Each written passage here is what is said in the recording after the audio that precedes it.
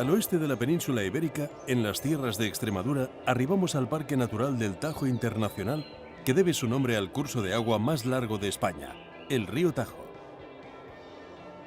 El Tajo Internacional es una región natural que abarca territorio español, concretamente en la provincia de Cáceres, y territorio portugués, en el distrito de Castelo Branco. El elemento común es el río, es el eje vertebrador y el que hace frontera entre ambos países, aunque hoy día este caudaloso torrente se ha convertido en el símbolo de la unión y las buenas relaciones entre dos países vecinos. Nos adentramos en las casi más de 50.000 hectáreas que ocupa este parque natural y recorremos algunos de sus rincones más significativos.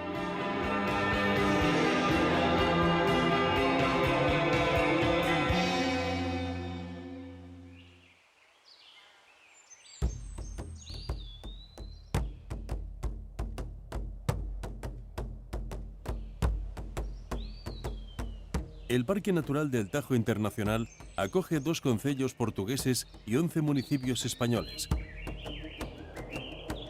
Comenzamos nuestro viaje por uno de estos hitos históricos que se levanta soberbio entre agrestes serranías y profusa vegetación, Alcántara. Las dóciles ondulaciones de estos parajes adehesados dibujan espectaculares horizontes en cualquier época del año. El exuberante bosque mediterráneo se manifiesta en todo su esplendor gracias a los mimos de los diferentes cauces fluviales que discurren por esta localidad cacereña. En los más de 500 kilómetros cuadrados del extenso término municipal de Alcántara, existen multitud de rutas senderistas que permiten sumergirnos no solo en este grandioso entorno natural, sino también en la rica historia de la población, a través de un viaje que nos lleva miles de años atrás.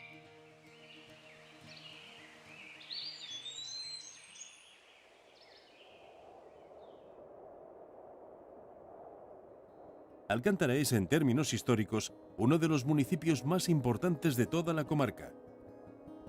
Fue en época romana, con Trajano de emperador, cuando el pueblo cobra especial relevancia. El símbolo de aquellos tiempos inmemoriales es, sin duda alguna, el majestuoso puente de Alcántara.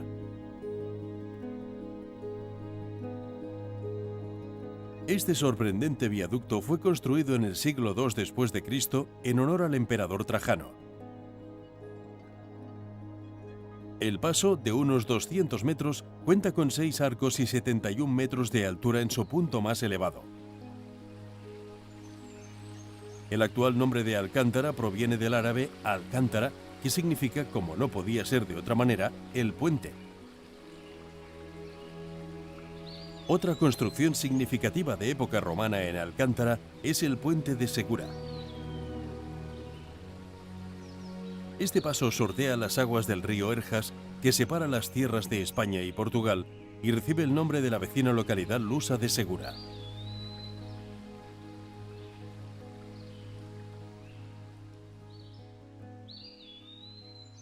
Hoy día, Alcántara cuenta con algo más de 1.600 habitantes y no ha perdido su boato gracias a un elocuente número de edificaciones históricas.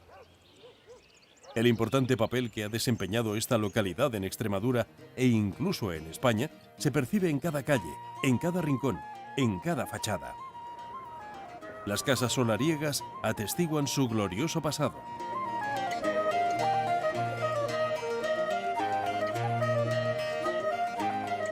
Alcántara es el lugar de nacimiento de San Pedro de Alcántara, un fraile franciscano de locuaz oratoria que incluso declinaría ser confesor del monarca Carlos V en su retiro a Yuste.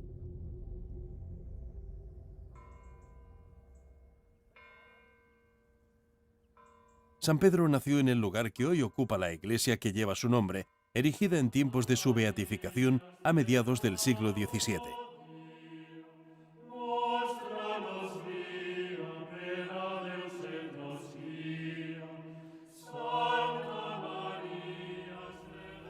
La iglesia parroquial de Santa María de Almocóvar es otro de los templos religiosos de la población.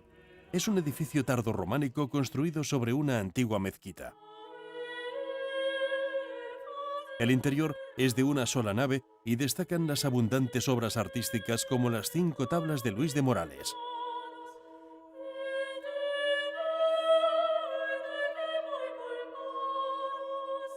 La magnitud de un pueblo se mide por el número de construcciones religiosas y en Alcántara no iba a ser de otra manera. En esta población cacereña se levanta además uno de los edificios religiosos más importantes de toda Extremadura, el conventual de San Benito. La construcción de este convento se llevó a cabo en el siglo XVI y su exterior atrapa al que contempla estos muros majestuosos. Fue la tercera y última casa matriz de la estimada Orden de Alcántara, una de las 4 principales órdenes militares españolas. Ya en el interior, el claustro gótico otorga sosiego a aquellos que se adentran en este peculiar camposanto. Durante el improvisado paseo, nos encontramos con altares funerarios de caballeros y nobles. El convento cuenta igualmente con otras dependencias como la sala capitular o la impresionante iglesia.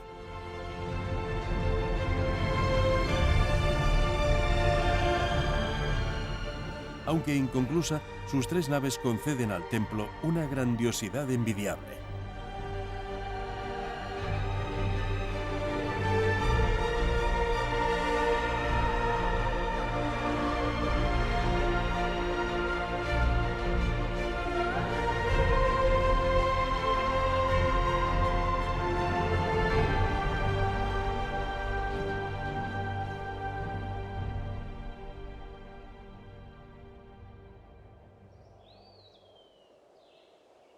Alcántara es un compendio de historias pretéritas, de la historia de Extremadura, de la historia de España.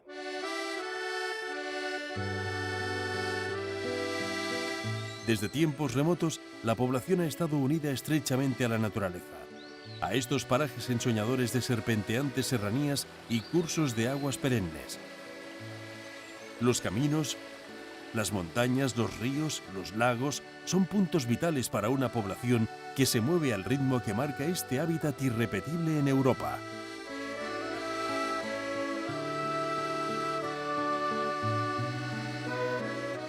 Y seguimos nuestra travesía guiados por el legendario Tajo en un desfile de extraordinarios paisajes.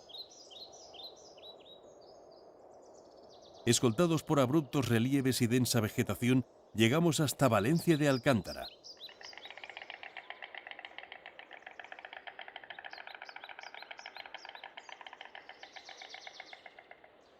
En sus alrededores, la Sierra Fría y la Sierra de San Pedro envuelven un paraje jalonado de encinas y alcornoques. La prodigiosa dehesa extremeña.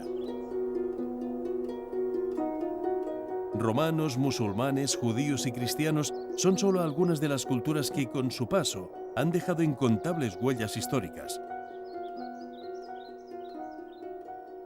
Un excelente punto de partida para descubrir la población es a través de las rutas senderistas que conectan los impresionantes dólmenes existentes en su término municipal.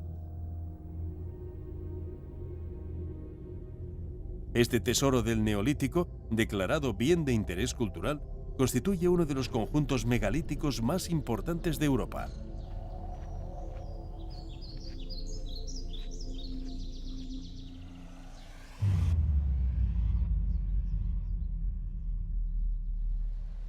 Para avanzar en la rica historia de Valencia de Alcántara, atravesamos este puente romano.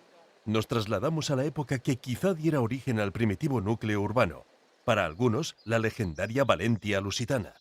De aquel tiempo son testigos los restos de un acueducto datado en el siglo I. También romana es la fuente de Monroy.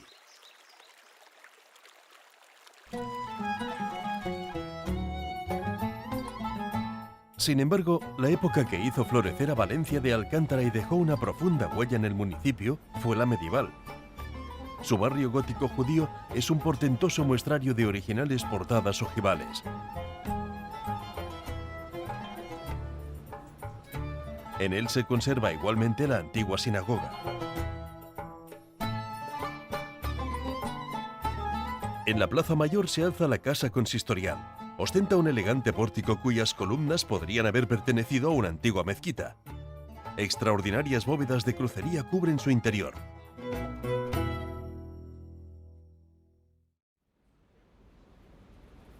Los pedazos de historia se suceden en la población. Esta lujosa fuente del siglo XIX de exquisito mármol fue un obsequio del Marqués de Labrador, un político y diplomático extremeño nacido en la localidad. También en el núcleo poblacional nos topamos con el castillo. Este fortín sufrió continuas remodelaciones durante los conflictos bélicos entre España y Portugal. Hoy se conservan algunas atalayas defensivas y baluartes, además de la torre del homenaje, que brinda espectaculares panorámicas. Del antiguo recinto medieval subsiste una antigua puerta, la de las Huertas. Adosada al castillo, encontramos la iglesia de Nuestra Señora de Rocamador. El templo ocupa un lugar eminente a nivel regional, no solo por su arquitectura, sino también por las joyas que alberga en su interior.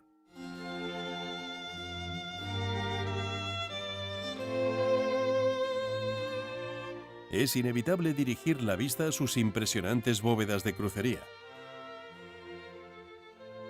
Al fondo, el fabuloso retablo, según indicios del taller de José de Churriguera, brilla con esplendor barroco. Mientras que en su centro preside la conmovedora imagen del Cristo de las Batallas, realizada por Alonso Berruguete. En un retablo lateral podemos admirar una de las obras más relevantes del extremeño Luis de Morales, la Virgen y los Santos Juanes.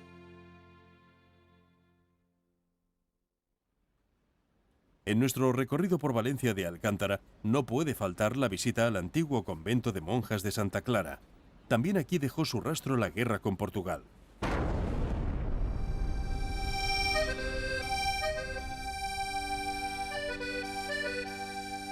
Sus dependencias acogen el Museo Etnográfico de Valencia de Alcántara. En él se representan los usos y costumbres del pasado. Además, se exhiben obras de artesanos locales. Un ejemplo de ello es Antonio Díaz de los Santos, artesano mimbrero que mantiene viva una tradición milenaria. En seco no se puede trabajar esto. Esto hay que trabajarlo con agua, todo mojado, porque es como de la forma que se dobla. Si no, se partiría. Las herramientas son las manos, o sea, lo demás son las herramientas para cortar, para el punzón, para si tenemos que pinchar. Este trabajo de este cesto quedaría normalmente como este que ya está terminado, como este. Mi madre fue la que me enseñó esto, que era cestera. Lo aprendí de pequeño y ahora me he jubilado y vuelvo otra vez con la artesanía.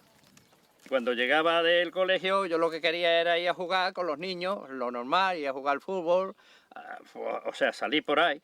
Y yo lo hacía tan a prisa porque me decían, bueno, cuando termines eso ya te vas a jugar un ratito. Y resulta que yo lo que hacía es hacerlo muy rápido y no lo hacía bien. Me lo desarmaban y tenía que volver otra vez. Pues claro, yo con esa edad pues lloraba, porque yo lo que quería era ir a jugar.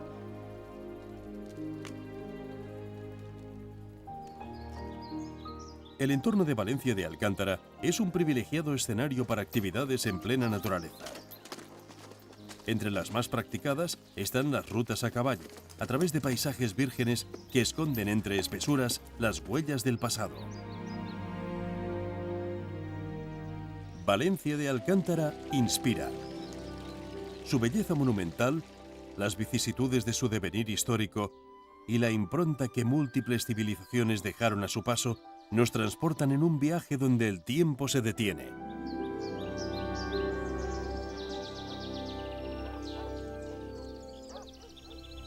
Pero seguimos, continuamos adentrándonos por estos maravillosos parajes del oeste español.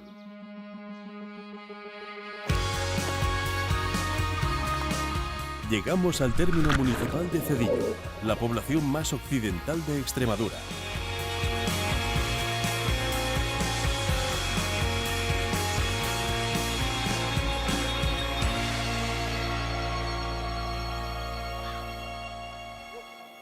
Los exuberantes parajes de Cedillo están regados por las aguas del Tajo y su afluente más caudaloso en estas latitudes, el río Sever. Ambos delimitan la frontera con la vecina Portugal.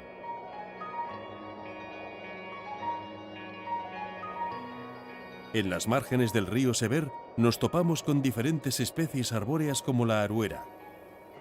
También otros tantos como brezos, madroños o alcornoques y encinas propios de las tierras de Extremadura.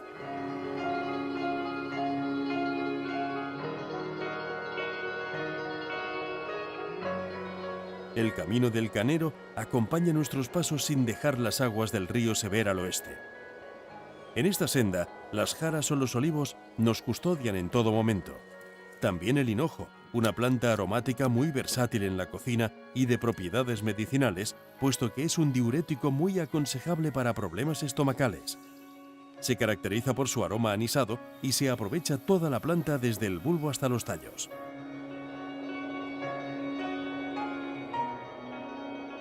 Unos pasos más, ascendiendo dirección sur, el dibujo del río sorteando las verdes serranías nos concede una bella imagen que pone el punto y final a la ruta del Canero. Pero las serranías bañadas por el Tajo y el Sever esconden secretos que vamos a descubriros. Dólmenes ocultos en la complicada orografía. O estas tumbas antropomorfas que al parecer datan de época paleocristiana.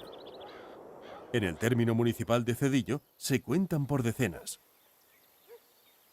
Pero si hay una imagen formidable del entorno natural de Cedillo, es el lienzo que nos regala el río Tajo. El camino natural del Tajo comienza en Teruel, en la comunidad autónoma de Aragón, justo el lugar donde nace este caudaloso río, y concluye en su desembocadura, Lisboa, capital de la vecina Portugal. A su paso por Cedillo, esta ruta de largo recorrido nos deja paisajes ensoñadores. Desde cualquier cerro se hace evidente el antagonismo entre las márgenes del río. En la zona de Umbría, la parte española, la vegetación es abundante y rica. La margen portuguesa se caracteriza por el escaso follaje y nos brinda una imagen desértica y baldía.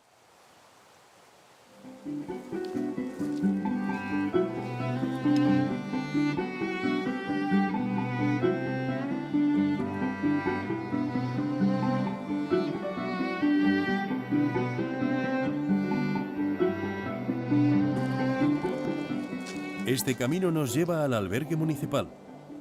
Aquí comienzan otras tantas rutas senderistas que conducen igualmente hasta el coqueto pueblo cacereño de Cedillo.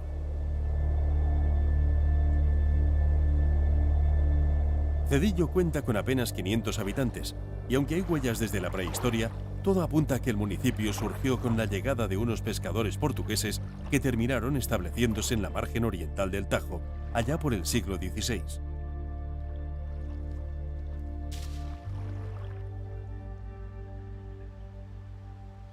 Hoy, Cedillo es una localidad entrañable, que vive por y para la naturaleza, para lo rural. Incluso el templo religioso como la iglesia de San Antonio de Padua guarda una relación especial con el entorno, pues muestra en su construcción solo materiales presentes en el pueblo, como el ladrillo cocido o la pizarra.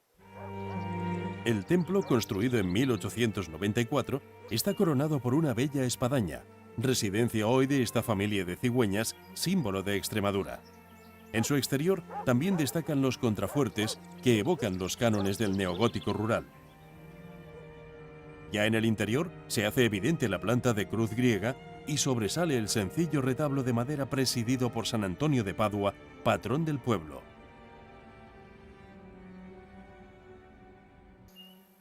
Cedillo responde fielmente al significado de ser un pueblo de la raya hispanolusa, un pueblo fronterizo.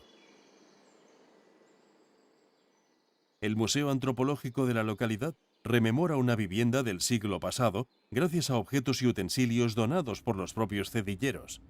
En esta casa vemos el salón, el dormitorio, una cocina de antaño. También un importante número de aparejos o herramientas que evocan oficios diversos con especial hincapié en el campo. Y todo siempre con un guiño a Portugal, al país fronterizo.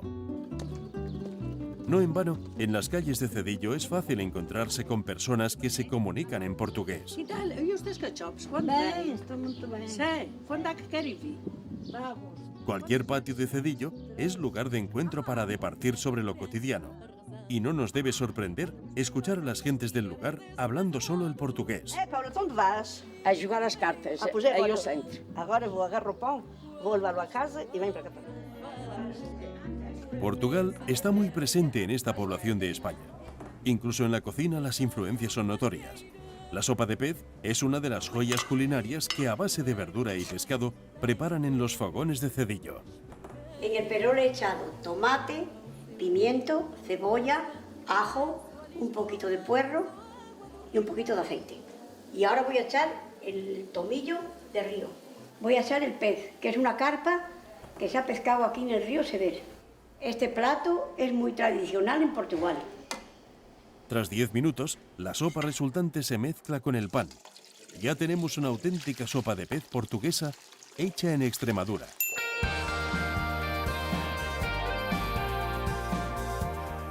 Cedillo se encuentra en el corazón del Parque Natural Tajo Internacional, una referencia en el viejo continente y no solo por la espectacularidad de sus paisajes, también por ser un entorno natural que une dos países hermanos. Y desde el muelle de Cedillo subimos a la cubierta del balcón del Tajo, un barco que nos lleva hasta Portugal, surcando las aguas de este río y de su afluente el Ponsul.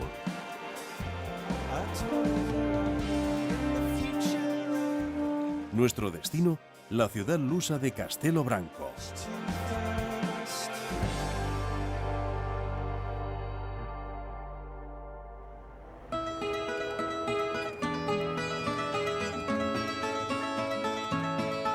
Castelo Branco es la capital del distrito del mismo nombre y, por ende, el municipio más poblado y próspero de la zona.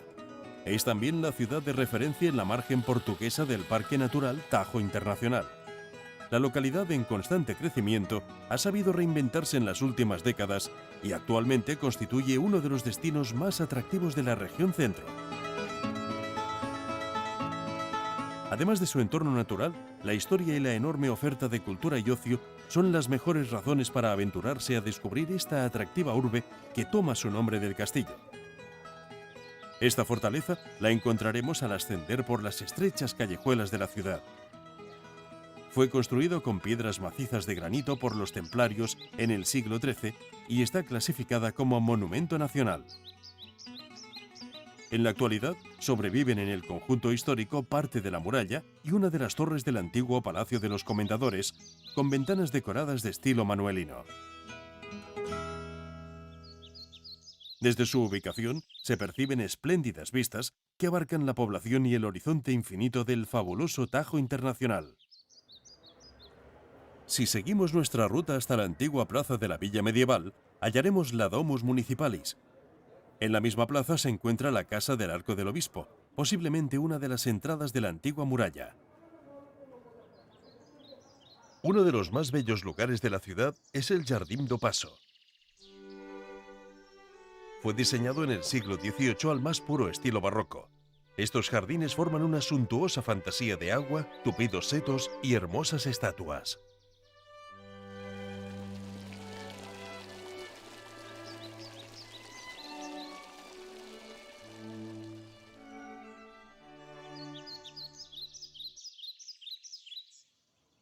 Pasear por las calles de Castelo Branco es recorrer siglos de historia. Los edificios modernistas, las portadas quinientistas de sencillos dinteles, todo un conjunto histórico-artístico que se conforma como una peculiaridad de la ciudad portuguesa. Castelo Branco esconde también pequeños tesoros, como este chafariz de San Marcos, un abrevadero de granito del siglo XVI, y otras grandes joyas de la historia de la ciudad, como el actual ayuntamiento, que ocupa la que fuera casa de los vizcondes de Oleiros. Muy cerca se encuentra la sede del gobierno civil, levantado en el siglo XVIII. Pero nuestro recorrido por Castelo Branco no estaría completo sin visitar la catedral. La sé, o iglesia de San Miguel, se alza solemnemente en el centro de la ciudad. Su sobria fachada, presidida por la estatua de San Miguel, es dominada por 3 portales.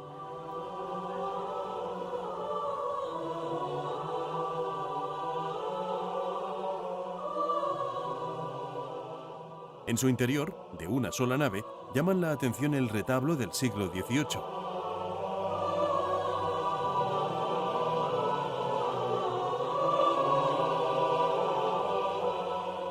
También el hermosísimo altar de la capilla del Santísimo Sacramento.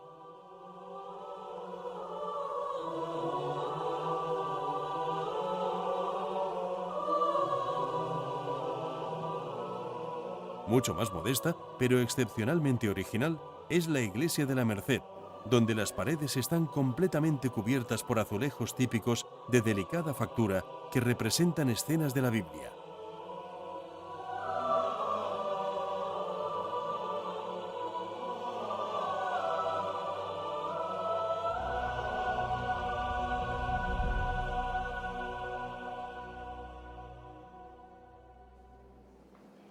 El legado albicastrense también cuenta con una rica artesanía. Son famosos sus bellísimos bordados de seda en lino y cuyos orígenes se remontan al siglo XVI. Cogemos los diseños originales y después hacemos un diseño personalizado para el cliente. Entonces calcas el original mediante papel químico y después pasa a la zona de bordado. Se realiza con seda natural proveniente de Brasil o de Italia y se hace tal y como se hacía antiguamente. Ahora estoy haciendo el punto de Castelo Branco. Se pasa siempre la aguja hacia abajo, pero no es una pasada completa. Se pasa hacia abajo y después hacia arriba, de manera que solo queda un puntito debajo y queda bonito. Antes era llamado punto flojo, pero ahora es denominado punto de Castelo Branco.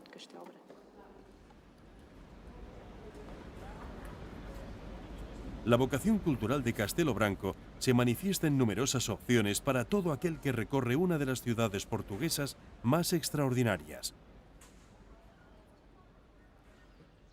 Digno de mención es el Museo Cargaleiro, establecido en 2 edificios adyacentes en pleno centro histórico.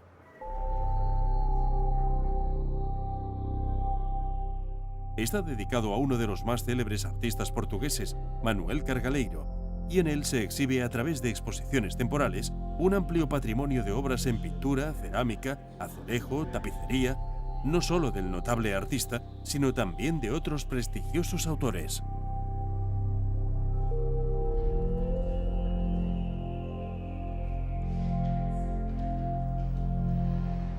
Los amantes del arte contemporáneo encontrarán su templo en el fascinante Centro de Cultura Contemporánea de Castelo Branco.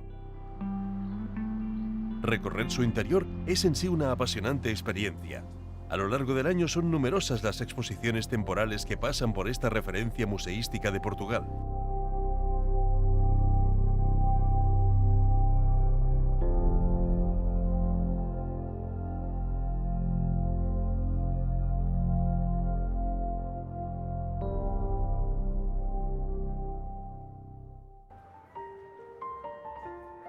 Castelo Branco es una ciudad que cautiva. La magia de su historia medieval, la serenidad de sus adoquinadas calles, su vibrante vida cultural y de ocio, y todo arropado por los parajes del Parque Natural Tajo Internacional, serranías que bailan en el horizonte, arrolladas por las aguas del río más largo de la península ibérica, aquel que durante más de 1000 kilómetros desgaja las tierras de España y Portugal para derramar historias y relatos en las aguas del Atlántico.